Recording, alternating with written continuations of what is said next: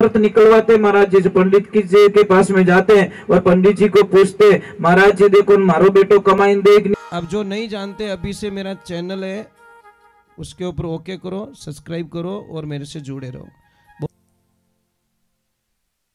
अखंड मंडलाकार ब्रह्मांड नायक श्री हरि नारायण भगवान के चरणों में दंडवत प्रणाम।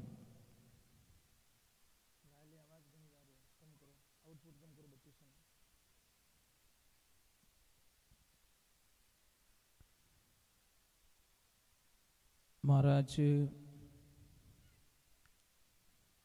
व्यास जी महाराज के द्वारा रचित, महाराज सुखदेव जी महाराज के द्वारा कथित श्री भागवत महापुराण को दंडवत प्रणाम। सर्व देवी देवता, ग्राम देवता और सभी कार्यकर्ता गण, सभी भक्तगण, सभी को दंडवत प्रणाम।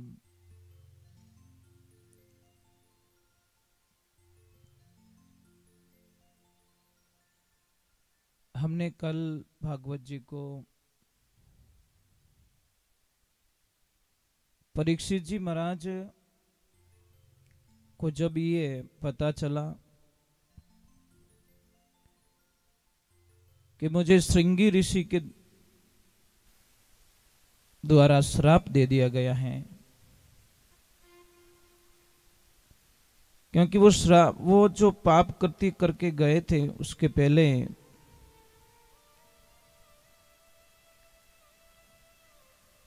उनको पता चल गया। आपको पता है कि जब कोई आदमी गलती करता है उस समय शायद उसको आभास नहीं होता, परंतु थोड़ी देर बाद में या वो जगह छोड़ने के बाद में उसको थोड़ा अलग फीलिंग होता है कि नहीं, कुछ तो मैंने गड़बड़ किया, कुछ तो गलत कर दिया मैंने। तो महाराज परीक्षित जी को भी जब राजमहल में गए और जो मुकुट पहना हुआ था वो जैसे नीचे उतारा, उनको बड़ी अटपटा लगा कि हे भगवान, हे नारायण, मैंने ये क्या कर दिया, मैंने एक महान ऋषि का अपमान कर दिया। वो उनको अपनी गलती स्वीकार करने के लिए, उनको मनाने के लिए, उनका आदर करने के लिए कुछ तैयारियां कर रहे थे कि मैं इतना सोना लेके जाऊंगा, इतने हीरे लेके जाऊंगा, इतने सुविधाएं लेके जाऊंगा और महाराज जी को मैं भेंट चढ़ा दूंगा, उसके बाद मैं क्षमा याचना मांगकर मेरी गलती का प्रायश्चित कर लूंगा। इतने में समाचार आ ही गए कि महाराज आपको श्राप लग चुका है कि आप 7 दिन में आपको तक्षक आएगा और वो डसेगा और आपकी मृत्यु हो जाएगी। एक तरफ उसको दुर्भाग्य मान रहे हैं और एक तरफ भाग्य मान रहे हैं। भाग्य क्या मान रहे हैं कि मैं बड़ा नसीब वाला हूं कि मुझे सजा मिली, और गलती करने वाला उसका प्रायश्चित यही है कि वो भगवान से कहे, प्रभु मुझे सजा दो, मुझे छोड़ो मत, अगर अब छोड़ दिया तो मैं और कोई गलती करूंगा, मुझे छोड़िए मत। और आप लोगों ने, शायद सब लोगों ने वो कहानी सुनी होगी कि एक लड़का बालपने में स्कूल जाता है और वो किसी की पेंसिल चुरा देता है,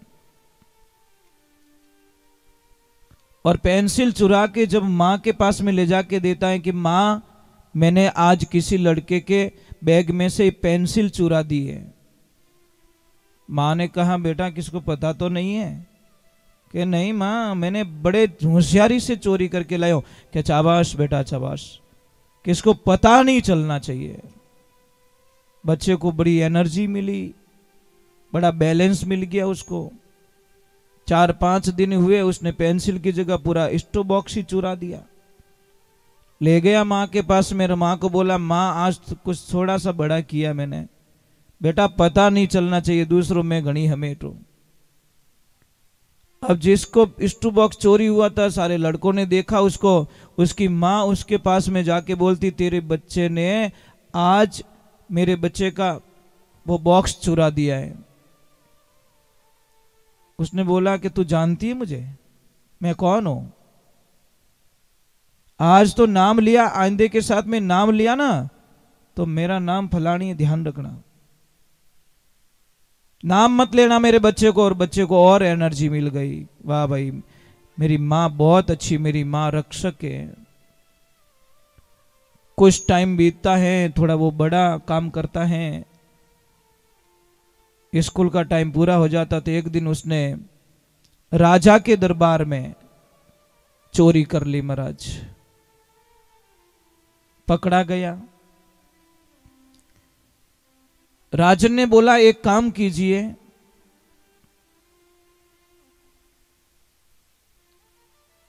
इसको भरे चौराहे पे फांसी दो, जहां पे लोग सारे इकट्ठे होते हो, आने जाने का रास्ता हो, वहां पे फांसी दे दो इसको। तैयारियां पूरी हो गई। और आप सबको पता है कि फांसी पे चढ़ने वाले को एक अंतिम इच्छा पूछी जाती है। बोल तेरी अंतिम इच्छा क्या है? कि मेरी अंतिम इच्छा है मेरी मां का एक बार मुंह देखना चाहता हूं। सैनिकों को भेजा और जाओ इसकी मां को बुला के लेके आओ। मां दूर से विलाप करती आ रही है, रोती हुई आ रही है। आते ही मां रो रही, बेटा ये क्या हो गया? कि मां जो हुआ जो हो गया, एक बार मेरे गले तो मिल जा, लास्ट समय।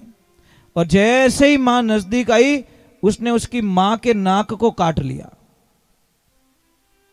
मतलब डाचू भर दियो नाक रे, नाक खाई गो। राजा ने बोला ये क्या कर दिया तूने? कि राजन यहां तक पहुंचाने की, आज फांसी के ऊपर पहुंचा उनमें, ये सब मेरी मां की भूमिका है। इसने मेरे पहले दिन जब मैंने पेंसिल चुराई थी, उसी दिन अगर मुझे थप्पड़ जड़ दिया होगा, कुछ सजा दी होती, तो शायद मैं आज फांसी के फंदे पे नहीं चलता। तो एक बात ध्यान रखिए, अपने बच्चों की पक्ष में खड़े मत रहिए आप, सत्य के साथ में खड़े रहिए। सत्य क्या जान तो लीजिए पहले।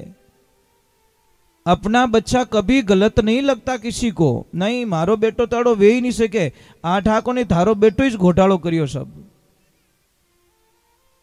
इसलिए अपने बच्चों के पक्ष में मत रहिए, पहले जानकारी लीजिए पूरी।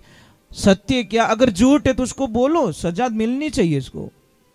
तो परीक्षित जी ने वही का अपनी वकालत की, अपने लिए खुद वकील बने और बोला नहीं परीक्षित, तुझे सजा मिल के रहेगी।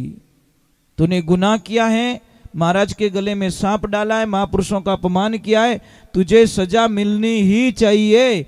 इसीलिए खुश हो रहे थे कि मैं बड़ा सौभाग्यशाली हूं कि मुझे सजा मिल रही है। पर एक तरफ थोड़ा दुख भी हुआ कि सिंगी ऋषि को ऐसा श्राप नहीं देना चाहिए था, कुछ सजा दे देते। और पर देखिए जो कुछ होता है अच्छे के लिए होता है। अब सारा वृत्तांत पता चल ही गया, तो तैयारी जरूरी है, तैयारी तो करनी चाहिए ना। हमको पता चल जाए कि फलाने दिन आपके बेटे या बेटी की शादी, तो तैयारी करोगे कि नहीं करोगे? क्या यूं क्या होगा ब्याह वे जदी देखी जाए, आगे दिन कर ले सब तैयारी? नहीं नहीं नहीं नहीं, सारी तैयारियां पहले कर देते। तो अब महाराज परीक्षित जी ने बोला कि बस दिन तो सिर्फ 7 है, अब तैयारी मुझे कर लेनी चाहिए मेरी मृत्यु से मिलने के लिए। भगवान के भक्त में यही फर्क होता है। अज्ञानी लोग मौत से डरते हैं और ज्ञानी लोग मौत से डरते नहीं, क्योंकि उनको पता चल गया है कि हम बैठे कहाँ हैं, बैठे किस भूमि पे बैठे। हम बैठे मृत्यु लोक में, मतलब यहाँ पे मरना निश्चित है, कंफर्म है, इसमें कोई शंका नहीं है। आप सब प्रकार के मुहूर्त निकलवाते महाराज जी। पंडित जी के पास में जाते हैं और पंडित जी को पूछते हैं, महाराज जी देखो मारो बेटो कमाई दे कि नहीं दे, इन्हें सगाई रे कि नहीं रही, और खेत में फसल रे कि नहीं रही, वो व्यापार करूँ तो की कर रही, इन्हें नौकरी लागे लाग नहीं लागेला, मोरे दोनों जोड़ा जमे लाग नहीं जमेला, मोने कहनो बेर है। ये सारे मुहूर्त पूछते हो, पर एक मुहूर्त कभी नहीं पूछते साहब कि महाराज देखो टीपणा मन लिखियोड़ो है कि नहीं हमारी राशि माते कि मैं मरूला कि नहीं मरूला, वो पूछो कि नहीं मुहूर्त? क्यों नहीं पूछते? पूछना चाहिए। ये तो मुहूर्त आपको भी पता है, इसमें क्या पूछना? आया हूं तो जाऊंगा, मरना तो निश्चित है, पर जाएंगे कब ये पता नहीं चलता साहब। एक बात का ध्यान रखना, कई लोग जन्म कुंडली बनवाते हैं, हम तो ये कहते जन्म कुंडली नहीं बनवानी चाहिए। समझ में आ रही नहीं क्यों नहीं बनानी चाहिए? मैं आपको एक राज की बात बताता हूं। समझ लीजिए जन्म कुंडली में लिखा है कि इसके भाई लिख दिया, भाई 23वीं साल में इसके योग में कुछ एक्सीडेंट लिखा है, तो आप तो 23 साल पहले ही मरना शुरू कर दिया आपने। 23 साल पता नहीं कब आएगा, तब तक तो आपकी बहुत एनी टाइम, ए बेटा बाइक धीरे चली थारी कुंडली में लिखी उड़ो है, ए बेटा वो कर जे थारे अटे लिखी उड़ो है, ए बेटा यूं मत कर जे थारे अटे लिखी उड़ो है। आप तो पहले ही मरना शुरू कर दिया। बात कब बीतेगी पता नहीं, बीतेगी कि नहीं बीतेगी, पर उनमें लिखी उड़ो है। पछे कहे थारो ब्याह रहे तुम 3 साल बाद में थोड़े दोनों अलग रह जाओ, कहता होवेला कि नहीं होवेला, पर वो जन्म कुंडली रो सारो ले दे, कहता लिखी उड़ो, क्यों मैंने पसंद नहीं आई तो डायरेक्ट बता दी, मैं पहले इसकी मार लिखी उड़ो टे, मारता जची को नहीं, उसका सहारा ले लिया। तो क्या करोगे आप लोग? हाँ पूछना चाहिए, पूछना चाहिए, पर आप लिखो मत कि नहीं भाई नामकरण कहीं है, नामकरण कर लो, बस बात खत्म कर दो। जन्म कुंडली तो मां सीता की और राम जी की भी बनाई थी, 36 के 36 गुण मिल रहे थे। फिर मां सीता को बच्चों को वनवास में जन्म क्यों देना पड़ा, वन में जन्म क्यों देना पड़ा? इसलिए समय का खेल निराला भाई, समय का खेल निराला, और समय के आगे झुकना पड़े चाहे कितना बड़ा बलवाना। विधि का जो विधान कोई दुनिया में बदल नहीं सकता, कोई नहीं बदल सकता। महाराज एक बात ध्यान रखना, जिस बच्चे का जन्म नेचुरल जन्म हुआ है उस बच्चे के ऊपर कुछ जन्म कुंडलियां काम करती हैं, और जिस बच्चे को ऑपरेशन के माध्यम से जन्म दिया उसके ऊपर कुंडली कभी काम नहीं करती, जन्म पत्री काम ही नहीं करती, तो उसके लिए काम करती नहीं मानने के लिए। मुझे एक बात समझ में ही नहीं आई अभी तक, अपना देश बड़ो निरालो है, हम सब निराले हैं। कहा ट्रैफिक की लाइट लगी लाल,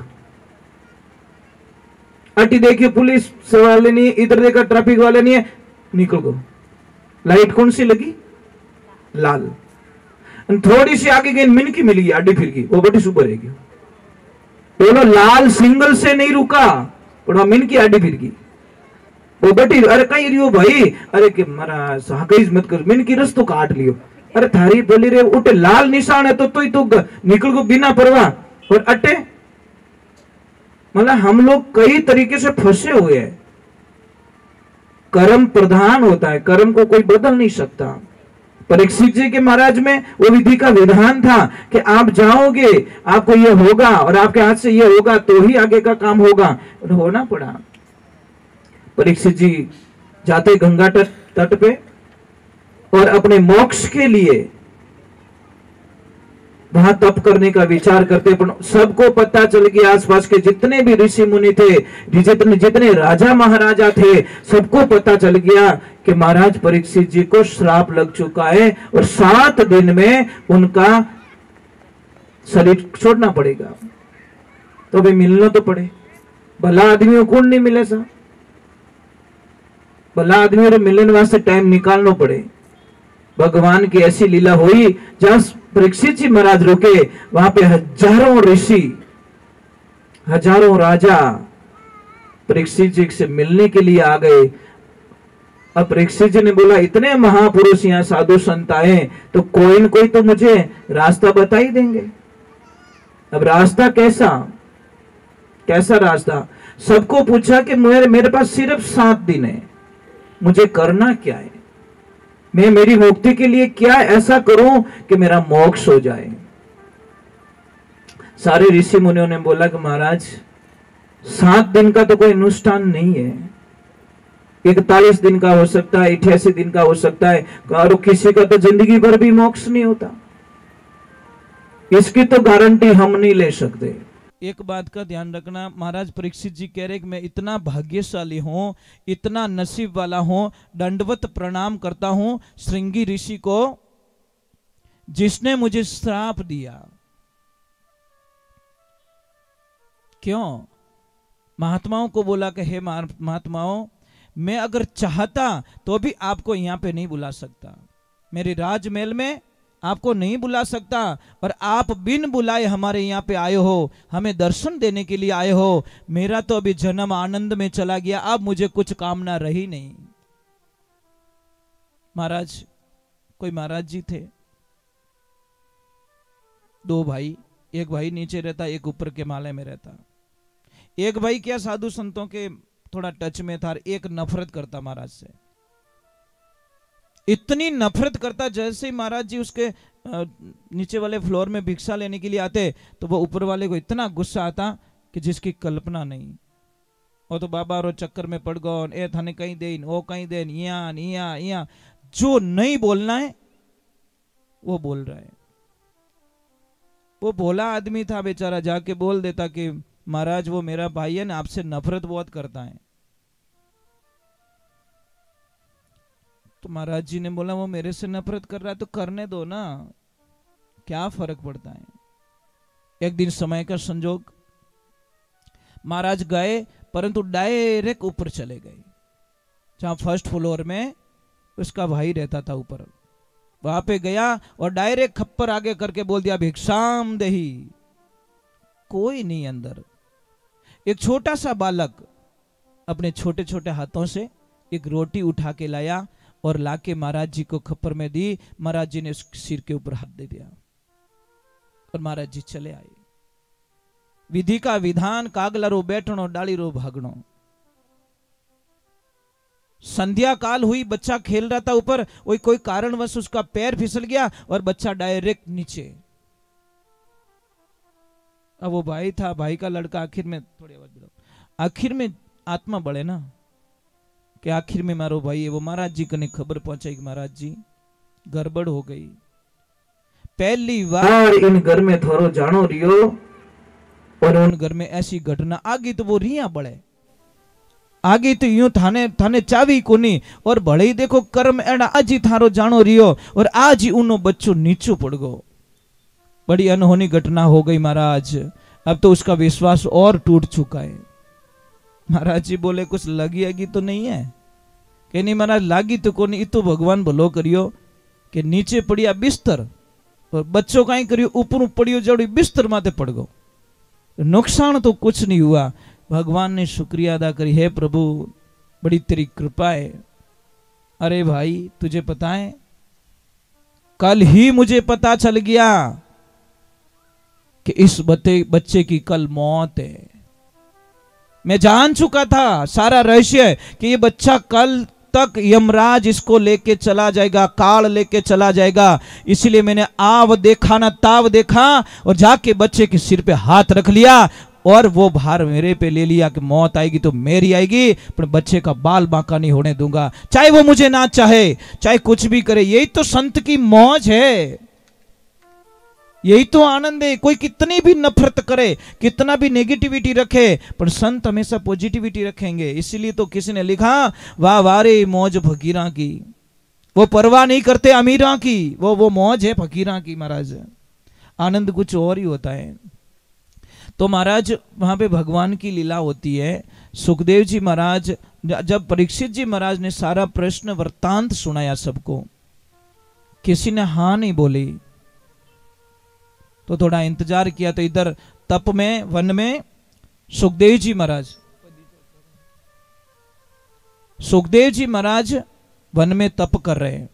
उनको पता चल गया कि राजा परीक्षित जी को ये समस्या आ गई है और वहां से वो चल दिए। आवाज आ रही है, शोर मच रहा है। सबने बोला क्या हुआ, कौन आया ऐसा? कोई चिल्ला रहा है, कोई क्या कर रहा है, कोई भीड़ लग रही है, कोई क्या लग रहा है। क्योंकि महाराज वो दिगंबर थे, पहनने के लिए कुछ भी नहीं, सिर्फ एक लंगोट। शरीर इतना सुंदर, इतना आनंद कि देखते देखते कितने के मन के अंदर बस गए, पर उनके मन के अंदर कोई नहीं। संत का यही तो होता नहीं। संत सबके मन में हो सकता है, पर वो संत किसी को मन में लेके ना घूमे, सिर्फ एक के अलावा। उनको तो कुछ नहीं, कोई उनको क्या कह रहा है, कोई क्या कह रहा है, कोई क्या कह रहा है। जैसे ही सुखदेव जी महाराज आए, सारे संत ऋषियों ने हाथ जोड़कर प्रणाम किया। उन्होंने बोला कि प्रणाम का वदावा का कोई टाइम नहीं है, समय मत बिगाड़ो, कोई आसन की अपना। और प्रश्न पूछा कि महाराज मुझे मोक्ष चाहिए। उन्होंने आव देखा न ताव देखा, आसन बिछाया और डायरेक्ट बैठ गए, समय की बर्बादी नहीं। महाराज ने प्रश्न किया कि मुझे 7 दिन में मुक्ति हो जाए, क्या करना चाहिए। महाराज एक बात का ध्यान रखना,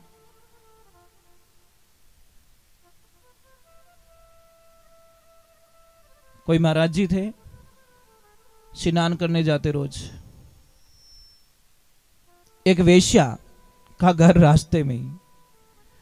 ज्यों महाराज स्नान कर पाछे आवतन भाई एक ही प्रश्न पूछती वेश्या कि महाराज कच्चा हो कि पक्का। महाराज कुछ नहीं बोलते, अपनी धुन में मस्त। फिर गए, फिर पूछते महाराज आप कच्चा हो कि पक्का हो। महाराज बोली को नहीं, आप धुन में मस्त। करते करते करते वेश्या ने पीछा नहीं छोड़ा। महाराज भाई पक्की भी नहीं ठाए कि महाराज इतना बजे अटे आवेला, 1000 काम छोड़, रोटी बड़े तो ही बड़े, पर दौड़ नीचे आनो। और महाराज ने पूछनो महाराज कच्चा हो कि पक्का। वही पक्की। महाराज करते करते करते महाराज जी का अंतिम दिन आ गया। महाराज जी चले गए, जवाब नहीं दिया। जब लोग लेके निकले, और बहुत भले संत थे इसलिए सबके दिलों में थे, महाराज सबने अंतिम यात्रा निकाली, बहुत सारा खर्चा किया, बैंड बाजा मंगाया, ये मंगाया। और जैसे ही लेके निकले, वेश्या को पता चला वो महाराज चले गए। वो बोले बिना बोले कैसे चले गए, मैं भी देखती हूं। माने मारो जवाब ही कौन दी, और इया जावे। मैं कच्ची नहीं हूं, वर्षों बीत गए मुझे उत्तर के इंतजार में, और मुझे उत्तर नहीं दिया। बिना कहीं गया परा, उसने रोको इनको। बोले क्या करेगी, मैं दर्शन करना चाहती हूं। अरे भाई तू तो गंदी औरत है। अरे गंदी बंदी कुछ भी है, मारे कोई वचन दियोड़ो है, आपने कोई मांगो तांगो बाकी है, अरे ऐसे मैं जाने दूंगी नहीं। बोली महाराज हमें तो बता दो कच्चा हो कि पक्का। सब क्यों भाई, महाराज तो काले किया है, कहीं कच्चा पक्का रो खेल खेले रही है। बड़े बोली महाराज कच्चा हो के पक्का, एकदम। बोले कि भाई हमें पक्को हूं, मैं हमें पक्को हूं।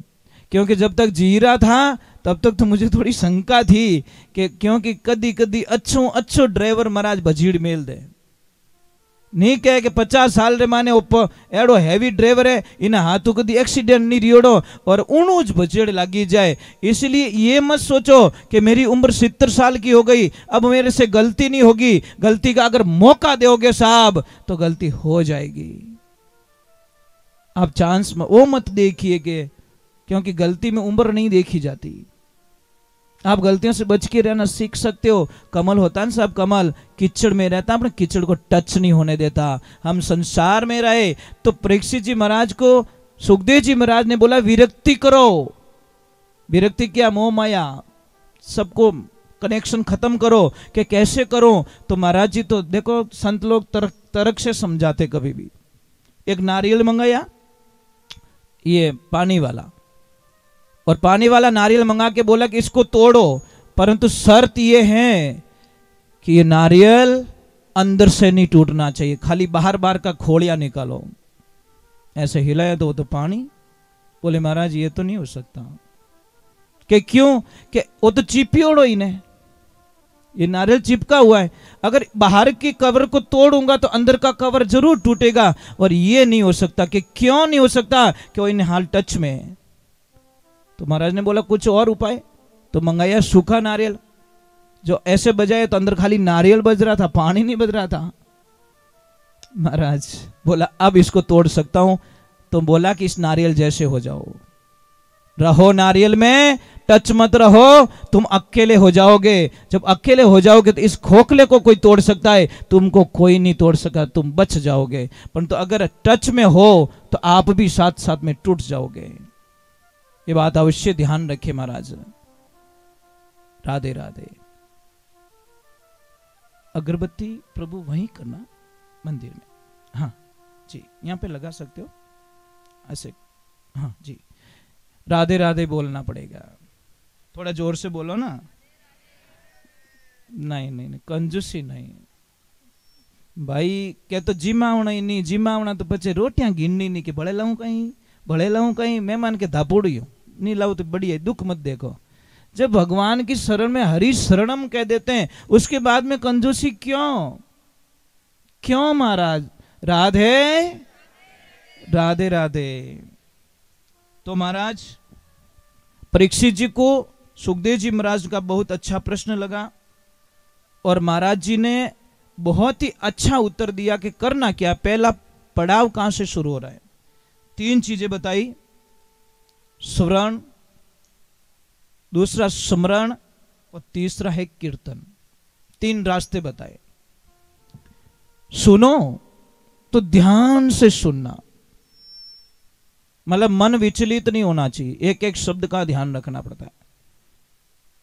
और पता है लॉटरी लगती है ना साहब, तो 1 नंबर गलत आता है तो लॉटरी खत्म हो जाती है, और 1 नंबर सही आई गोरे तो करोड़पति बनाए दे रोडपति ने। ये भी हमारी लॉटरी, ध्यान रखना। कौन सा शब्द आपके पास में आएगा और कौन सी नई जिंदगी स्टार्ट होगी आपको भी पता नहीं है और मेरे को भी पता नहीं है, ये तो भागवत जी जाने। तो पहले सो ध्यान लगा के सुनो। आप सोच रहे हो कि एक छोटी सी बात है, स्टैंड पे गाड़ी पड़ी है, गाड़ी तो पड़ी है पर ड्राइवर नहीं है।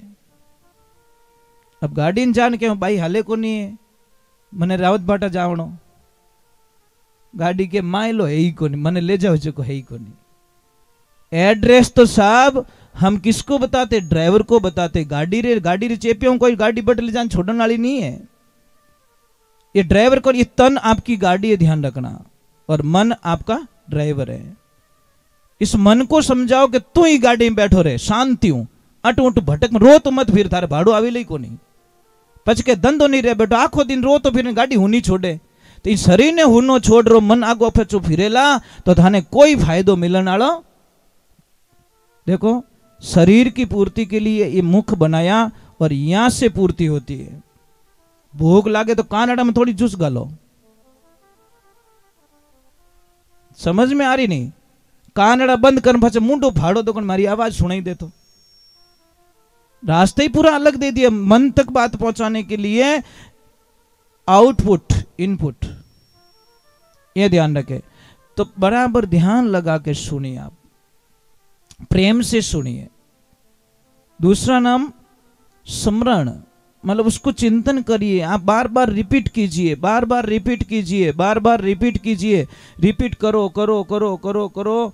आपको पता है कि एक दिन दौड़ने वालों आदमी दूसरे दिन में बुखार आ जावे या हाथ पग दुखने लाग जावे, पर सेकंड डे भले दौड़े, थर्ड डे भले दौड़े तो પછી भी कोई तकलीफ नहीं आवे।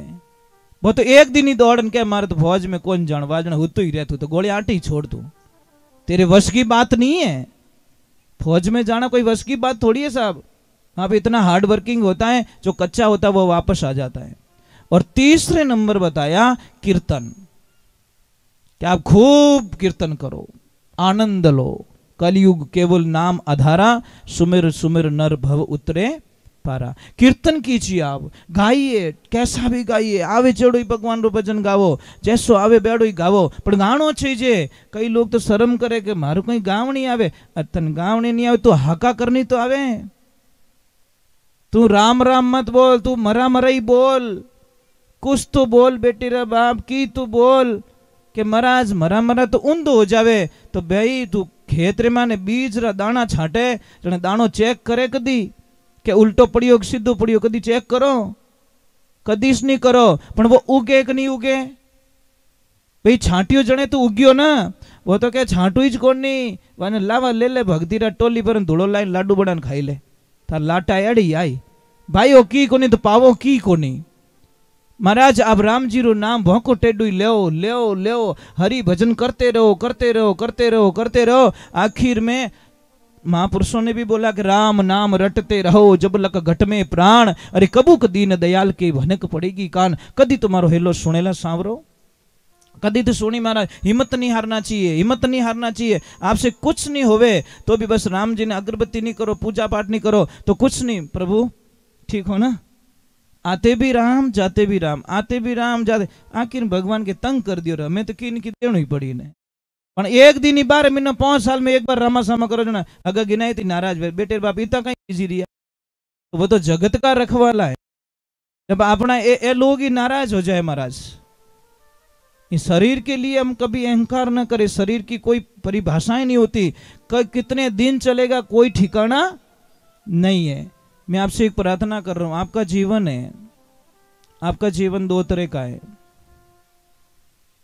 सबसे पहले कोई आदमी यहां से लकड़ी लेके जा रहा है,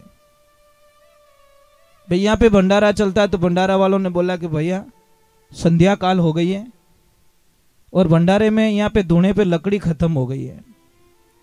एक काम करने, तेरी बड़ी कृपा हो जाएगी, आधी लकड़ी तू मुझे दे दे, आधी लकड़ी तेरे घर पे ले जा। तो वही बाबा का कोई परम भक्त था, महादेव का भक्त था, उसने देर नहीं की, लकड़ी को काटा, आधा पकड़ा दिया धुने पे और आधा लेके चला गया घर पे। लकड़ी कितनी? 1। भाग कितने हो गए?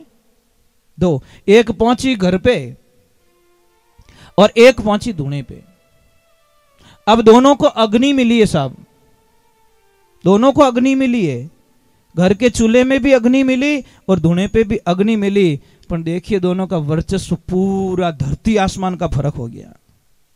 जो लकड़ी धुने पे जलाई गई, जो लकड़ी चूल्हे में जलाई, ऊनो बनियो राखोड़ो, कहीं बनी राख बन गई।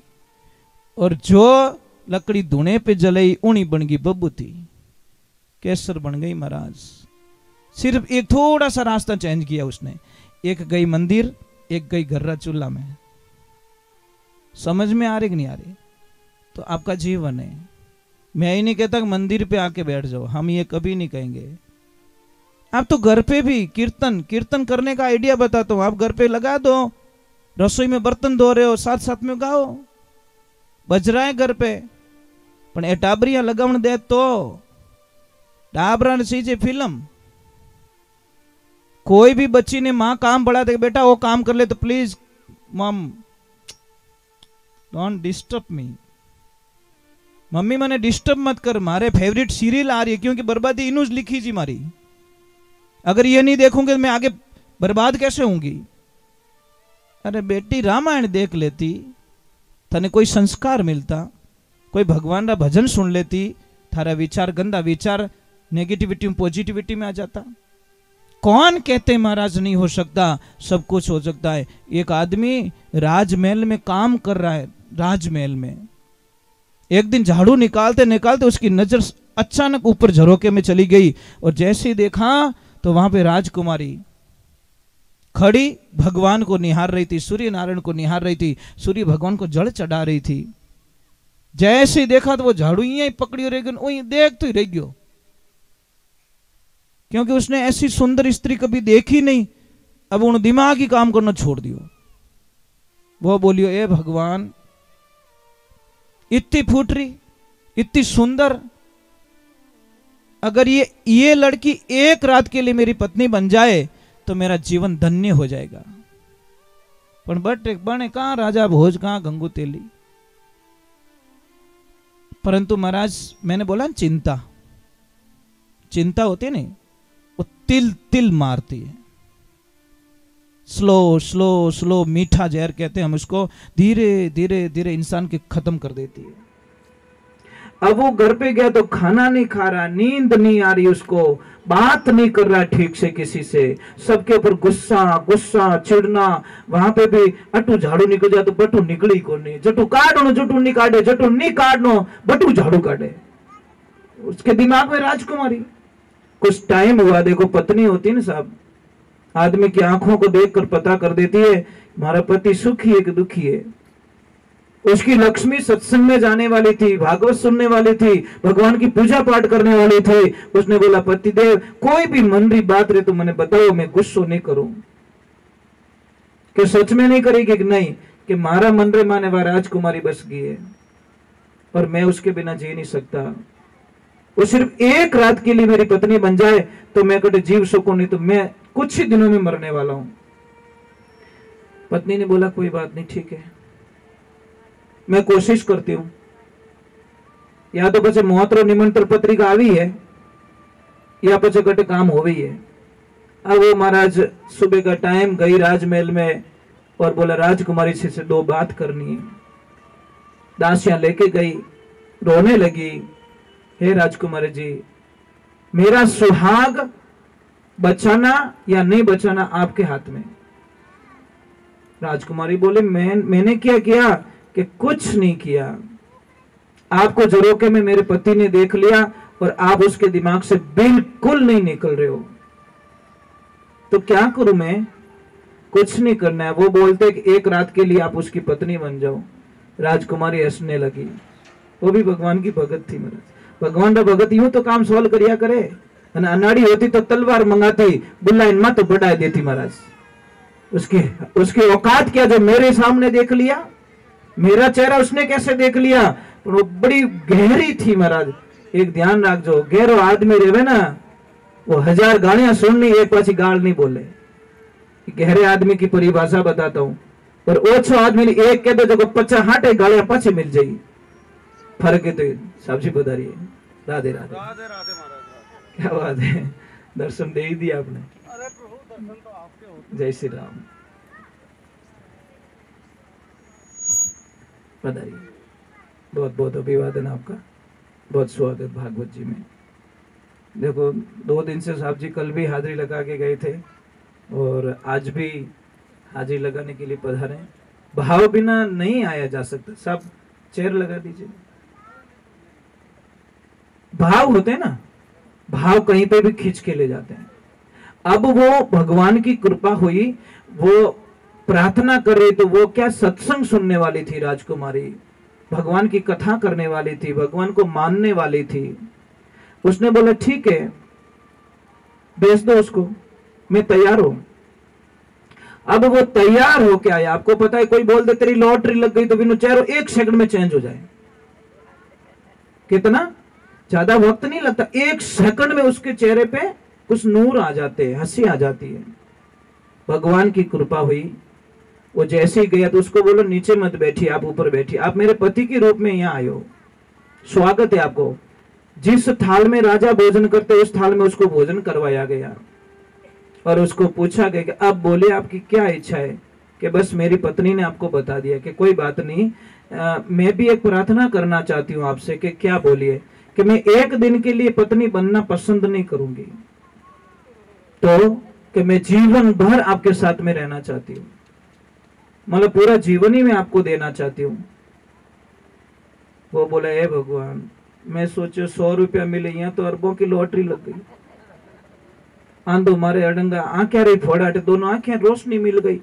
तो अब वो इतना खुश हो गया तो बोला कि देखो मेरी एक प्रतिज्ञा, राजकुमारी देखो कितना तर्क से समझा रही है, ज्ञानी पुरुष।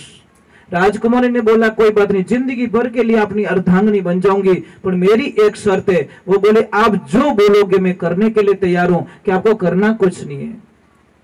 जंगल में मेरा इष्ट है शिव, मैं पूजा करने के लिए वहां जाती हूं और 41 दिन के लिए आपको शिव का अनुष्ठान करना है। और जो मैं मंत्र दे रही हूं उस मंत्र के अलावा 1 सेकंड के लिए आप कहीं भटक गए तो मैं आपको जिंदगी में कभी मुंह नहीं बताऊंगा, मतलब मिलूंगी नहीं आपसे, कभी नहीं मिलूंगी। उसने बोला 41 दिन तो क्या, मैं 4 महीने रुक सकता हूं। वो मन में बोले 41 दिन तो काट दो। अब वो गया और उसको बोला कि ओम नमो शिवाय मंत्र का जप करना है, आपको इसके अलावा किसी से नाता नहीं रखना है। आहार लेने के लिए 5-10 मिनट का समय निकाल सकते हो, पर किसी से बात नहीं करनी है, किसी से कांटेक्ट में नहीं रहना है और किसी की फालतू बात विचार नहीं आना चाहिए। अब वो जाता है और ध्यान साधना की सारी व्यवस्थाएं करवा ली राजकुमारी ने। अब बस वो ऐसा मंत्र जपने लगा साहब, 1 मिनट में 18 बार जप कर रहा है। श्वास श्वास धड़कन धड़कन में शिव बस गया। वक्त ऐसा आता है जब वो 41 दिन बाद में जाकर राजकुमारी जाके हाथ जोड़ के उनको बोलती है आंखें खोलो, नहीं खोली। आंखें खोलो, नहीं खोली। आंखें खोलो, थोड़ा जोर से बोला आंखें खोलो। घंटी बजाए, ढोल बजाए, सारा वाद्य यंत्र बजाया, तब जाके उसकी थोड़ी सी आंखें खुली। सामने राजकुमारी खड़ी कि पहचाना मुझे? उसने बोला मैं आपको नहीं जानता। अरे मैं वो राजकुमारी कि मैं किसी राजकुमारी को दुनिया में नहीं जानता, मैं सिर्फ शिव को जानता हूं। किसी को नहीं जानता मैं, सिर्फ मैं। शिव के अलावा मुझे दुनिया में कोई नहीं दिख रहा है। हे माते, मैं आपको प्रणाम करता हूं।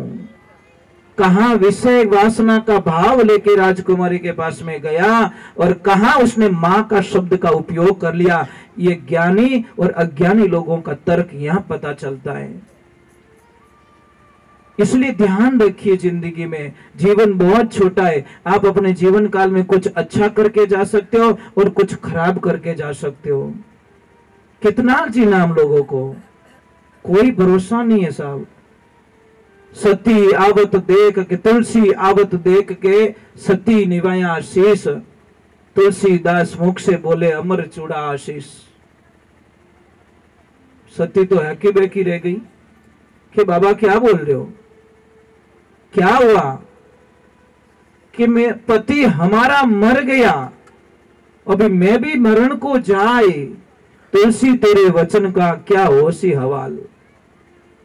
बाबा कुछ उल्टा बोल दिया आपने कि कहीं कि आपने बोला अमर चूड़ा आशीष, मेरा तो पति मर चुका है, वो देखो यात्रा आ रही है, और देखो मैंने 16 ही श्रृंगार किया, मेरे पति के पीछे सती होने जा रही हूं, और आप तो कोई उन दो ही बोल का कट जोश में। तुलसी बाबा ने बोला गजब हो गया ये तो, पर बोलवाया तो शायद उसने, मैंने कुछ नहीं बोला। तुलसी मुर्दा मंगाई के मस्तक धरिया हाथ, मैं कछु नहीं जानो तो जाने रघुनाथ। महाराज उस आदमी को जिंदा होना पड़ा क्योंकि संत ने वचन दिया था। संत का आपको बताएं, बेटा कोई गलती करता है साहब तो नाम पहले बाप का खराब होता है। बेटा तो कहीं तो ओळखे नहीं ओळखे, पर बाप रे माथे कलंक जरूर लागे। फलाण जी रो बेटो, फलानी समाज रो, फलानी गांव रो, विनित पछे लिस्ट में ले, पर लिस्ट पहला आ बनेला, इने वास्ते ध्यान रखजो। जीवन को दाग लग जाए, हमारी वजह से किसको तकलीफ नहीं होनी चाहिए। सबसे पहला संसार में सबसे सुखी व्यक्ति वो हैं जिन्हें पड़ोसी बढ़िया मिल गो, और जिन्हें पड़ोसी बढ़िया है उन्हों सुखी जीवन कोई हो ही नहीं सके। महाराज घर रो पड़ोसी बढ़िया रहे तो सुबह उठते ही राम राम करो कि नहीं करो, અને ખડૂસ રહેતો સુબેરો કચરો ઢગલો હટી મિલે, પછી નીકળે જાડુરી મહાભારત ખેંચાતાણ, ઓતું ને કયો આ આટનું જાડું ફેંકે, બાબટનું જાડું ફેંકે, दोनों खड़ी जावे। अच्छे पड़ोसी, अच्छा पड़ोसी खेत में मिल जाए तो 4 दिन के लिए हम कहीं जा रहे हैं, बोल के जाते भैया थोड़ा ध्यान रखना, मैं 5-7 दिन पाछो हूला। और खड़ूस मिल जाए तो रात हेरिया खोल दे, गाँव ठंड हमारे गाल देगा कमाई जेतु तो। और दुकान पे पड़ोसी अच्छो रहे तो वाह भाई, 5 मिनट कहीं जाते तो बोलते शेर जी ध्यान रखना, ग्राहक आई तो रोकना, और वो रोक के रखता भैया 2 मिनट रुको ना आ रहे हैं। खड़ूस रहता कि नहीं वो तो शेर जी तो कोटा की ओडम किया करे रावत भाटा, समझ में आ रही, वो दूर बताएगा ताकि वो ग्राहक वहां ना रुके। और एक बात है, सीट पे हम कहीं यात्रा कर रहे, सीट पे अगर पड़ोसी अच्छा मिल गया तो आपको पता है 4-5 घंटे कब निकल गए। और खड़ूस मिल जाए तो हे राम, बोल में ही कटे अड़गा रहो नहीं तो ही झगड़ो तैयार। जिंदगी में ऐसा जीवन जीना, ऐसा जीवन जीना। कई लोग मुझे बताते कि महाराज हमारे कमर में बहुत दर्द है, बहुत दर्द है, बहुत सारी दवाएं ली, कमर दर्द ठीक नहीं हो रहा है। इलाज सबके घर में पड़ा है, पर लेते नहीं है लोग। हमारी आदतें गलत हो गई। बाजरी यूज करते हो, बाजरे की रोटी खाते हो, बस यही समस्या। बस ओरिजिनलिटी से हम बहुत दूर जा रहे हैं। आपको बताएं बाजरे की रोटी में ताकत कितनी होती है, आप कल्पना भी नहीं कर सकते। बाजरे की रोटी बनाइए, उसको सेकना नहीं पूरी, थोड़ी सी सेक दो उठा लो, थोड़ी सी सेक लो उठा दो, दोनों तरफ से खाली कवर बनना चाहिए, पकना नहीं चाहिए। और जहां पे भी आपका कमर दर्द हो रहा है, किसी का भी, वहां पे उस बाजरे की रोटी को बांध दो। पहले टच करना बॉडी को भी, हाँ गर्म नहीं लग रही है, बराबर है। देखो आप कल्पना नहीं कर सकते कि 10-15 रुपए में हमारा कैसा इलाज हो रहा है। और आपको पता है घुटनों में दर्द होता है ना, घुटनों में ये जो चूना आता है ना खाने वाला, इतना सा चूना लो, खाना खाने के बाद में पानी में डालकर 1 गिलास पानी में डेली इतना सा चूना लेकर हमेशा पीना स्टार्ट कर दो, आपके घुटनों का दर्द गायब हो जाएगा। ये कोई मजाक नहीं है, आप प्रमाण कर लेना। किसी को कितना भी जॉइंट हो रहा है, कहीं दर्द हो रहा है, आप कोई तेल से मालिश मत करो, सिर्फ तिल के तेल से मालिश करो। और आपको विश्वास नहीं है, कल प्रयोग कर लेना। मेरी बात पे विश्वास बाद में करो, पहले प्रयोग करो। मैं बताऊं, 10 बर्तन ले लेना आप, मिट्टी का बर्तन लेना, पत्थर का बर्तन लेना, या पत्थर के बर्तन ले लेना 10, जिसमें अलग अलग तेल भर देना आप। कोई सरसों का तेल है, कोई किसका तेल है, कोई नारियल का तेल है, कोई किसका तेल है, ऐसे करके 10 बर्तन में एक में तिल का तेल डाल देना। सारे पत्थर के होने चाहिए। 1-2 दिन बाद में देखना, जिसमें आपने तिल का तेल डाला, वो पत्थर का जो बर्तन होगा ना, वो नीचे से पूरा गीला मिलेगा आपको। दूसरा कोई बर्तन गीला नहीं मिलेगा, क्योंकि किसी तेल की औकात नहीं है जो पत्थर को चीर के पार हो जाए। सिर्फ ये तेल शब्द कहां से शुरू पता है? सिर्फ तिल से। तेल शब्द पहले था ही नहीं, तिल से ही तेल शब्द शुरू हुआ। तो हम लोग क्या करते हैं कि रिफाइंड खा रहे हैं, और रिफाइंड में थोड़ा प्रॉब्लम्स होती है साहब। रिफाइंड मत खाइए आप, भले महंगा पड़े, तिल का तेल महंगा पड़े, आप लीजिए, तिल लीजिए, खरीद लीजिए, भले 200 को 300 रुपया देना पड़े, ओरिजिनल तो खाओ। हम खाते नहीं। किसी भी बच्चे की अगर हाइट नहीं बढ़ रही है, आप देसी गाय माता का दूध लीजिए, दूध लेने के बाद में 100 ग्राम दूध ले लीजिए, उसको शाम के टाइम में गर्म करके दही बना दीजिए, सुबह में वही दही कटोरी में लीजिए। पर ये ध्यान रखें, लोहे के बर्तन में उबालना पड़ेगा दूध को। मैंने कल एल्यूमिनियम के लिए मना किया, मैंने समझ में आई नहीं, एल्यूमिनियम बर्तन यूज नहीं करोगे आप, क्योंकि वो मिलता नहीं है, तत्व नहीं मिलता उसको। लोहे के बर्तन में गर्म कर दो या मिट्टी के बर्तन में गर्म कर दो। गर्म करने के बाद में सुबह में दही बना दीजिए, बनाने के बाद में इतना सा दही लीजिए और इतना सा चूना, जो खाने वाला चूना, उसमें डालकर बच्चे को खिलाना स्टार्ट कर दीजिए। आप कल्पना नहीं कर सकोगे बच्चे की बुद्धि का विकास इतना क्यों हो गया। कई लोग हमारे पास में आते हैं कि महाराज हमारा बच्चा कहना नहीं मानता, हमारा बच्चा जिद बहुत करता है, हमारा बच्चा आलसी बहुत है, हमारे बच्चे को हमारी कदर नहीं है। तो हम एक प्रश्न करते, भाई दूध किसका पिला रहे हो? बोलते भैंस का। तो फिर राम राम, ठीक है, इसका इलाज हमारे पास में नहीं है। कारण बता लेता हूं। एक अनजान गाय को, देवियों आज काम करना, अनजान गाय, जिस गाय को आप जानते नहीं हो, आप भी कर लेना, उसको एक रोटी और इतना सा गुड़ दे देना, टाइम लिख देना कि इतने बजे मैंने इस गाय को रोटी दी। सेकंड डे बिना बताए वो गाय वहां पे आ जाएगी, उसी टाइम पे आएगी। और भैंस को बादाम का हलवा खिला देना, चली जाएगी भैंस, घर पे मालिक इंतजार कर रहा है, और जैसे ही उसको कीचड़ मिलेगा वो मेकअप कराने के लिए ब्यूटी पार्लर में घुस जाएगी, कीचड़ में घुस के वापस निकलेगी। उसको मालिक से, बच्चे से कोई लेन देना नहीं है, उसको कीचड़ चाहिए। जिसकी बुद्धि ही कीचड़ में आनंद में लेती हो, वो कैसे हमारी शुद्धता हो सकती है। दूसरे नंबर, अब एक बछड़े को छोड़ना, भैंस के बछड़े को, 10 भैंसों के बीच में 8 भैंस की लात खाएगा ना, तब उसकी मां मिलेगी उसको। और गाय के एक बछड़े को 100 गाय के बीच में छोड़ना, विथिन 2 मिनट में उसकी मां को ढूंढ निकालेगा। वो कोई गाय रे नीचे जान नहीं पड़े, वो डायरेक्टली उसकी गाय माँ को ढूंढ देगा। अब भैंसरो दूध पिए ना आपरो टबर आप जिद करे तो करे लाई में कोई शंका नहीं है, गाय का दूध पिलाओ।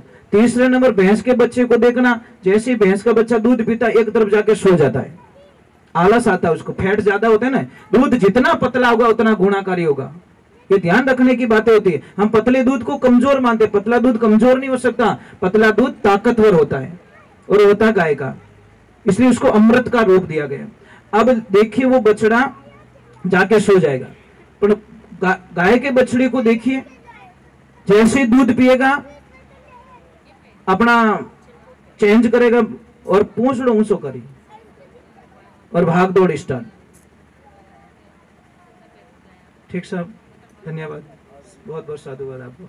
पधारते रहिए, दर्शन दीजिए। आज तीसरा दिन तो हो गया, अभी 2-3 दिन के और मेहमान है हम लोग। जय श्री राम, जय श्री राम। तो ये गाय की महानता है महाराज, गाय का बछड़ा आलस नहीं करता। एक बात और बोल दूं आपको, जैसे कि भैंस गाय जिस दिन बच्चे को जन्म देती है ना, आज ही हमारे आश्रम पे गैया मैया ने बछड़े को जन्म दिया। आज अभी फोन आया था सुबह सुबह कि एक माँ ने बछड़े को जन्म दिया है।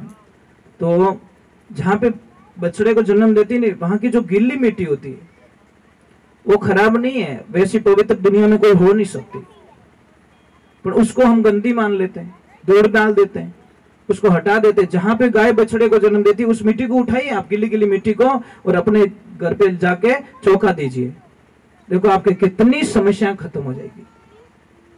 आप कल्पना भी तो नहीं कर सकते। चलो भगवान के चरणों में, बोले शंकर भगवान की।